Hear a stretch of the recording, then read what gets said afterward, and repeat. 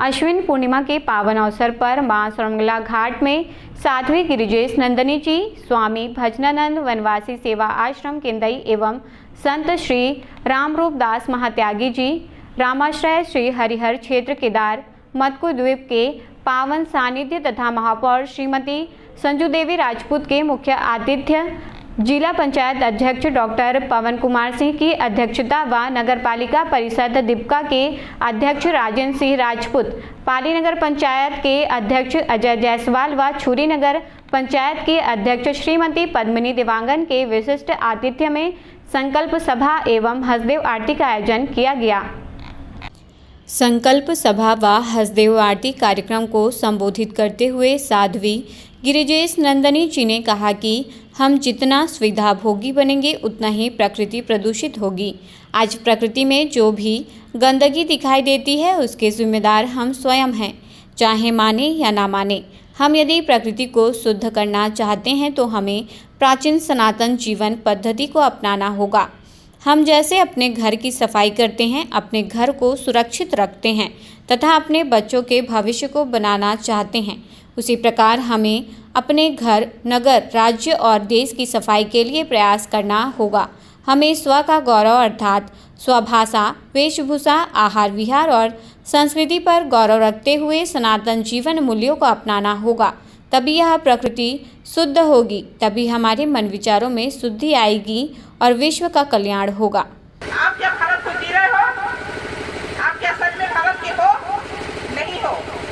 आज नकल करने का स्वभाव हो गया। अंग्रेजी में तुम्हारा बेटा पढ़ेगा तो अफसर बनेगा, अंग्रेजी में पढ़ेगा तो अच्छा डॉक्टर होगा, अंग्रेजी में पढ़ेगा तो बहुत अच्छे काम करेगा। हिंदी कहाँ गई? संस्कृत कहाँ गया?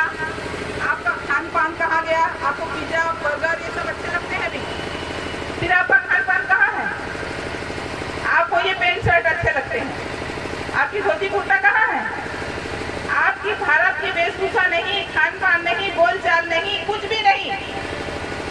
तो ये सब कैसे बचेगा? ये कैसे बचाओगे? अपनी पहचान तो तुम खो दिए। जब अपनी पहचान ही बाकी नहीं रही तो बाकी क्या बाकी रहेगा? याद करो, स्वयं के गौरव के बिना जीवन नहीं है। अपने गौरव को, अपनी गरिमा को, अपने सम्मान को बचाना सबसे पहले जरूरी है। अगर आप अपना गौरव, अपना सम्मान, अपनी महिमा, अपना मानदंड नहीं बचा पाए तो ये देश फिर से गुलाम बनेगा। बार बार एक विषय आ जाता है मेरे मुंह से, अभी ये उसको झेल रहे हैं। मिशन का बहुत बड़ा काम इनके द्वीप में चल रहा है, उस पर अभी इनके कारण रोक लग गया। इनका परिश्रम रंग लाया, इसलिए उसमें रोक लगा। और अभी कितना परिश्रम वो कर रहे हैं, कितना कठिन, इसलिए तो महात्यागी नाम मिल गया उनको। पर हम क्या कर रहे हैं? एक किसी व्यक्ति के करने से कभी किसी काम में लाभ नहीं होता, उसमें सहयोग करना पड़ता है सबको। यदि मैं जान गई कि मंदू में ये कठिनाई है, ये परेशानी है, तो एक एक हिंदू को लगना चाहिए, उसे प्राण से लगना चाहिए। इस समय हमारा धर्म खतरे में है, हमारी संस्कृति खतरे में है, हमारा जीवन खतरे में है। हम मरने के कगार पे खड़े हैं और फिर भी हमको सुख चाहिए, भोग चाहिए, मौज चाहिए। ये नहीं चलेगा। इसलिए आज आप लोग इस संकल्प दिवस में संकल्प करो, यदि ये सब बचाना है, प्रकृति बचाना है, पर्यावरण से हमको प्रदूषण हटाना है, तो आज यहाँ से संकल्प करके जाओ कि पहले तुम्हारे अंदर जो प्रदूषित वातावरण है उसको ठीक करो, भारत की पहचान को बचाओ, भारत की संस्कृति को जियो, भारत की पहचान को फिर से नया रूप दो। ये फुल पैंट पहनकर नया रूप नहीं बनेगा। अभी तो मैं संघ में फुल पैंट देख करके मुझे हाथ लग गया, मुझे संकोच हो गया, मुझे शर्म आ गई। हमारी पहचान क्या? मैं आप सबसे एक ही संकल्प चाहती हूँ कि भारत की पहचान को बचाइए, भारत की गौरव को बचाइए। ये जल भी बचेंगे, प्रकृति भी बचेगी, आपका धर्म भी बचेगा, आपकी संस्कृति भी बचेगी। हम जितने सुविधा भोगी बनेंगे, आप जितने सुविधा भोगी बनोगे, जल ही नहीं पूरी प्रकृति प्रदूषित हो रही है। सिर्फ जल प्रदूषित हो रहा है ऐसा नहीं है, प्रकृति ही प्रदूषित हो रही है। हम क्या कर रहे हैं? क्या हम प्रकृति को सुधारने का प्रयास कर रहे हैं? नहीं कर रहे हैं। बड़े बड़े उद्योग, बड़े बड़े कारखाने हमको सारी सुविधाएं अपने घर में चाहिए। पहले ऐसा था क्या? नहीं था। मेरा मानना ऐसा है कि आप प्राचीन की तरह यदि सब कुछ ठीक चाहते हैं तो प्राचीन की तरह जीवन जीना सीख जाओ। जब तक आप ये जीवन जीना नहीं सीखोगे तब तक कुछ सुधार नहीं होगा। आज प्रकृति की हवा से आपको बैर है। क्या चाहिए आपको? पंखे चाहिए, कूलर चाहिए, और उससे भी ज्यादा बढ़ गए तो क्या चाहिए? ऐसे चाहिए। पैसे हैं हमारे पास तो पैसे का दुरुपयोग भी है, सदुपयोग नहीं है। ये जो आज भैया कह रहे हैं कि महापौर के द्वारा इतना पैसा इस काम के लिए इस राशि रखी गई, मैं आप सबसे पूछती हूँ, क्या हम अपने घर की सफाई करते नहीं? क्या हम अपने घर को सुरक्षित रखना चाहते नहीं? क्या हम अपने बच्चों के भविष्य को बनाना चाहते नहीं? क्या ये देश हमारा, ये घर हमारा, ये नगर हमारा, ये नदी हमारी, हमको भीख क्यों मांगना पड़ता है? क्यों हम गंदगी फैलाते हैं? क्यों हम उसको साफ रखने की कोशिश नहीं करते हैं? क्यों हम उसको अच्छा बनाने की कोशिश नहीं करते हैं? आज जो कुछ भी गंदगी फैली हो आप सबके कारण फैली। आप सब इसके दोषी हो। आप सब इसको मानो या ना मानो, पर है दोषी आप। मैं बहुत सारी चीजों से नाराज हूँ। मैं बहुत सारी बातों को बोलना नहीं चाहती। अभी मुझे मेरे बच्चे मना करते हुए आ रहे थे कि आप जो विषय है आप उसी विषय को रखना, बाकी इधर उधर मत बोलना। पर क्या करें, मुझे तो क्रोध आ जाता है। आप लोग को मेरा परिचय बताए होंगे ना, मैं दुर्गा वाहिनी में काम कर रही हूँ। दुर्गा का स्वरूप क्या? आप बताओ। जहाँ भी गलत हुआ वहाँ शस्त्रधारिणी दुर्गा प्रकट हुई या नहीं हुई ना? आप जो नवरात्रि में पूजा करते हैं शस्त्रधारिणी दुर्गा की पूजा करते हैं या नहीं? करते हैं। पर हम स्वयं क्या कर रहे हैं नहीं देखें। नवरात्रि में दुर्गा से हमारी अपेक्षा क्या है ये हम देखते हैं। हम स्वयं क्या कर रहे हैं ये हम नहीं देखते। ये जो भूल है उसको ठीक करने की आवश्यकता है। संत रामरूप दास महात्यागी ने कहा कि एक सभा में मंच पर उपस्थित संत ने पूछा कि कौन कौन स्वर्ग जाना चाहता है। सभा में उपस्थित लगभग सभी लोगों ने हाथ खड़े किए, लेकिन एक व्यक्ति ने हाथ खड़ा नहीं किया। फिर संत ने पूछा कि कौन कौन नर्क जाना चाहता है, तो स्वाभाविक रूप से सभी लोगों ने उस व्यक्ति की ओर देखा जिसने हाथ खड़ा नहीं किया था। लेकिन उस व्यक्ति ने फिर भी हाथ नहीं उठाया, तो संत के मन में संशय खड़ा हो गया। आप स्वर्ग भी नहीं जाना चाहते और आप नर्क भी नहीं जाना चाहते, तो आप कहाँ जाना चाहते हैं? उस व्यक्ति ने जवाब में कहा कि मैं इस धरती को ही स्वर्ग बनाना चाहता हूँ।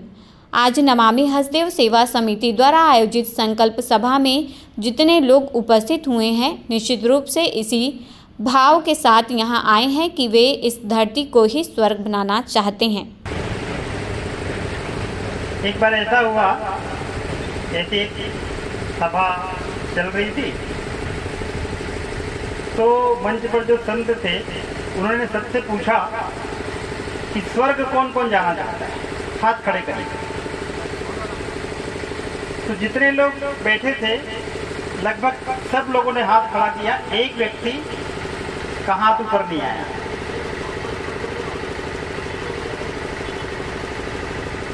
सबका हाथ नीचे करने के बाद दूसरा प्रश्न उन्होंने किया कि कौन कौन नर्क जाना चाहता है, हाथ खड़े करिए।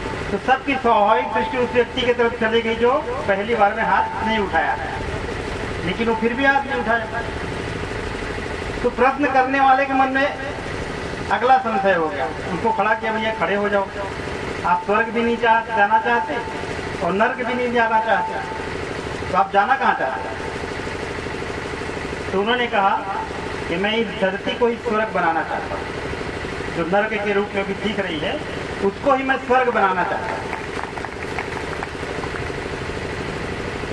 कोरबा महानगर की महापौर हमारे सामने है। बहुत बड़ा शहर है, छोटा सा भारत है, लेकिन हमारी सभा में जो संख्या दिख रही है वो उतनी बड़ी सभा में एक व्यक्ति जो हाथ नहीं उठाया था, वैसे ही हम सब लोग एक संकल्प के लिए बैठे हैं कि इस धरती को स्वर्ग बनाएंगे।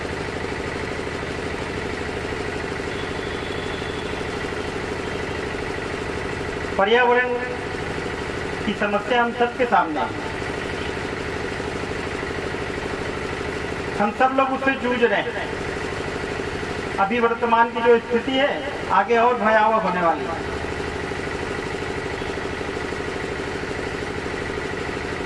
लेकिन एक चीज ध्यान में आता है सबके, हम कितने भी सुविधा का उपयोग करते हो, लेकिन जब हम स्वयं प्रकृति के बीच में जाते हैं तो वो जो आनंद अपने आप को आता है वो ढूंढने से भी कहीं नहीं मिलता। मत्स्यद्वीप द्वीप के बारे में दीदी बता रही थी, लोग मत्स्यद्वीप जाते हैं, नदी को पार करना पड़ता है, बाढ़ है तो नाव से जाना पड़ता है, फिर बड़े पेड़ों का जंगल है, वहाँ कोई किसी प्रकार की कोई बस्ती नहीं, क्योंकि नदी के बीच का आइलैंड है, छोटी सी कुटिया बनी है बांस की, लाइट रहती नहीं इसलिए पंखा चलेगा नहीं, लगा तो है चलता नहीं, तो प्रकृति की हवा चलती है। और उस स्थान का जो आध्यात्मिक हो रहा है, तो उत्खनन से जो मंदिर निकले हैं वो 1100 वर्ष पुराने हैं, मतलब 700-800 साल तक उसमें पूजा हुई होगी, फिर कोई बाढ़ आया होगा, तूफान आया होगा, उसके कारण मंदिर दब गए। तो 500 साल जिस स्थान पे पूजा हो उसका ओरा जो वहाँ पे ध्यान में आता है वो अपने आप को, मन को शांति देता है। तो लगता है कि यहाँ पर कुछ दिन रहें। अभी दीदी खुद बोल रही थी, तो मुझे लगता है मत्स्यद्वीप में 2-4 दिन आके रहूँ, लेकिन जिम्मेदारी इतनी है आश्रम की कि सोचना पड़ता है।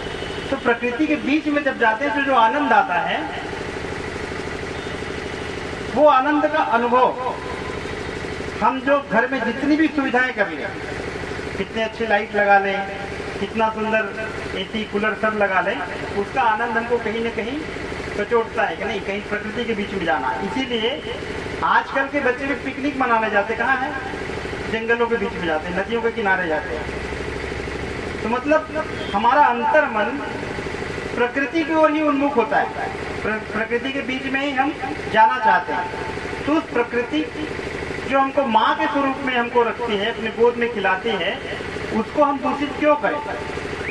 इसी संकल्प के लिए नमामि हसदेव जो समिति है वो बनी है, जो पंच तत्व है जिससे हमारा शरीर बना है, पूरी प्रकृति बनी है, पूरी सृष्टि बनी है, उस पंच तत्व के एक एक तत्व को, उसमें से जल तत्व जो है उसके रूप में हसदेव मैया हमारे सामने बह रही है, उसको शुद्ध करने का, पवित्र करने का, और फिर से पीने लायक बन सके उस दिशा में बढ़ने का प्रयास हो रहा है। वास्तव में केवल जल प्रदूषण का नहीं, दीदी ने बहुत सारी जो हमको। मुख्य अतिथि संजू देवी राजपूत ने कहा कि आज कुआं, तालाब आदि जल स्रोत समाप्त हो रहे हैं और नदियों का जल प्रदूषित रहेगा तो नगरपालिका निगम के नागरिकों को शुद्ध जल उपलब्ध करने में कठिनाई आएगी। अतिथियों ने नमामि हसदेव सेवा समिति के कार्यों की सराहना करते हुए सहयोग करने का आश्वासन दिया। कार्यक्रम के अंत में सभी ने हसदेव नदी, हसदेव की सहायक नदियों और अन्य प्राकृतिक जल स्रोतों को निर्मल और अविरल बनाए रखने का सामूहिक संकल्प लिया। जैसा कि हसदेव पे बचाने की बात हो रही है, हकीकत में आज जो हमारी दीदी ने थोड़ा गुस्सा जाहिर किया है, हकीकत बात है, आप देख लीजिए। अब इसलिए मैं हकीकत बोल रही हूँ क्योंकि ऐसे दौर से अभी जब मैं कोरबा नगर निगम की महापौर बनी हूँ तो मुझे झेलना पड़ रहा है। पानी के लिए त्राही है, नल तो अनेकों घर में लगे हुए हैं, लेकिन ऐसा बच नहीं पा रहा है कि उसको ध्यान दिया जाए। पहले तो किसी के घर में नल भी नहीं हुआ करता था, ऐसे ही नदी और तालाब के पानी ला के और हम लोग घर में खाना बनाते थे और उसी पानी को पीते भी थे। कुआं रहता था, लेकिन आपने सही कहा दीदी कि आज कुछ उद्योग के कारण ये नदी और तालाबों को पाट दिया जा रहा है, इनको खत्म कर दिया जा रहा है। लोग चाहे वो कंपनी लगाने के नाम से हो, चाहे घर बनाने के नाम से हो, हकीकत में हम नहीं बचा पा रहे हैं। और आपने जो ये सीख दी है कि बचाने की काम है, आप देखिए कि पहले अपने ही लोग जो गांव में रहा करते थे वो अपने नदी और तालाब को कितना सुंदर ढंग से रखते थे, मेहनत करके खुद स्वयं हाथों से खुदाई करते थे, तालाब बनाते थे, कुआं खोदते थे। लेकिन आजकल हकीकत में पानी का जो है वो बिल्कुल ही कमी आ रहा है, इसी कारण कि ये पानी तो शुद्ध नहीं है कि हम पी सके। हम जो हमारा सादा नल आता है उसी में गुजारा करते हैं। मुझे आज भी याद है जब हम छोटे थे मेरी माँ बोलती थी कि नदी जब पानी ला दाल अच्छा पकता है। आजकल वाकई में हम लोटे में पानी लेके आते थे और दाल जो है उसको पकाया जाता था। आज तो उस पानी को कुकर में पकाया जाता है, तभी अनेकों जो बीमारियां आ रही है। हकीकत में वो बीमारी हम लोग जल्दी पकाने के चक्कर में कुकर की जो दाल खा रहे हैं सही में नुकसानदायक है। नहीं तो हम लोग पीतल के बटलोही बोलते थे, वो बटलोही में नदी का पानी से दाल पकता था और हम लोग उसी को बहुत ही शुद्ध भोजन रहता था। तो मुझे आज भी वो बचपना याद है जो पानी के लिए आज हम जो बैठते हैं और इस बातों को जब रखते हैं किसी जनता के सामने तो वो दिन को याद करके बोलते हैं हकीकत बात है। तो ये जो कमियां आई है, हम इंसान वही हैं, लेकिन आज जो ये कमियां आई है हकीकत बात है कि हम लोग इससे दूरी बना लिए हैं। अगर समय समय पे इसके लिए काम किया जाए और समय समय पे जैसा मैं देखती हूँ हमारे भाई साहब रणवीर पांडे जी जो हैं दिन रात ये बचाने की कोशिश करते हैं। लेकिन एक चीज मुझे बोलने में निसंकोच है, मैं महसूस भी नहीं करती क्योंकि भैया भी जानते हैं। हकीकत बात है हजारों की संख्या में आज अगर कहीं कुछ होगा, कहीं तो लोग चले जाएंगे प्रोग्राम देखने, डांस देखने, लेकिन आज ये जो अच्छा काम कर रहे हैं उनके लिए लोग भीड़ और संख्या कम आती है। तो मैं ये बोलने में मुझे नहीं है इसलिए दीदी कि मैं भी आपके विचारों से सहमत हूँ। आज आपको भी बताना चाहती हूँ गुरुजी कि हमने कोरबा नगर निगम में एक विचार आया मेरे मन में कि लोग बहुत रास्ते भटक रहे हैं, तो कुछ विचार करके कि हमारा कोरबा नगर निगम ऐसा मनोरंजन का साधन कुछ दे या ऐसा कुछ करे कि हमारे ही काम आ सके और लोग के बीच संदेश पहुंचे। तो हमारे उसमें आया कि रामलीला होना चाहिए, जो कि छत्तीसगढ़ में पहली बार रामलीला का कार्यक्रम हम कोरबा नगर निगम के द्वारा किए हैं। आज 1000 नहीं 2000 नहीं कई हजारों की संख्या में सब देखे होंगे लोग शामिल हुए हैं। आज जो बच्चे नहीं जानते थे कि धनुष कौन तोड़ा, एक आध दो बच्चे को मालूम है, वो भी बच्चे जानने लग गए हैं कि धनुष किसने तोड़ा है और किसने रावण को मारा है। तो मैं चाहती हूँ कि इसी माध्यम से हर क्षेत्र में काम हो, क्योंकि मेरी भी इच्छा थी कि ये जो बच्चे मोबाइल में और दिन रात लगे रहते हैं और माँ लोग भी उतना समझा नहीं पाते बच्चों को, तो कम से कम जब रामलीला होता है तो 3 घंटा उनको दिखाए तो बच्चे कुछ समझ सके। तो हकीकत बात है कि यानी इसमें काम जो हसदेव नदी का होना है वो जरूर, अगर साथ में साथ जैसा हम इसी घाट का बता रहे हैं ज्यादा दूर नहीं जाते। आज जो ये है खड़े होने लायक नहीं था, लेकिन रणवीर पांडे भैया के और बहुत ही परिश्रम के कारण आज इसको बहुत ही सुंदर ढंग से किया कि आज बैठने लायक नहीं तो कुर्सी लगाने लायक ये जगह नहीं थी, लेकिन इनके प्रयास से यहाँ चेयर लग रही है और हम लोग वहाँ घाट में खड़े होकर आरती भी कर पा रहे हैं। तो ऐसा इनका जो अकेले इन्हीं का संकल्प नहीं है, संकल्प हम सभी का है। तो मैं भाई साहब आपसे मंच के माध्यम से कहना चाहती हूँ कि कोरबा नगर निगम आपको जब भी आपको आवश्यकता पड़े आप जरूर पुकारिएगा, हम आपके साथ में खड़े हैं। और एक चीज और है कि जो पानी की कमी यहाँ थी हमारे बीच, तो हम लोगों ने जो बैठ के एक सीवरेज ट्रीटमेंट जो एनटीपीसी को 100 करोड़ पानी हम लोगों को उपलब्ध कराएगा, उसको हम लोगों ने अभी पास किया है, जो कि पानी की यहाँ बहुत कमी है।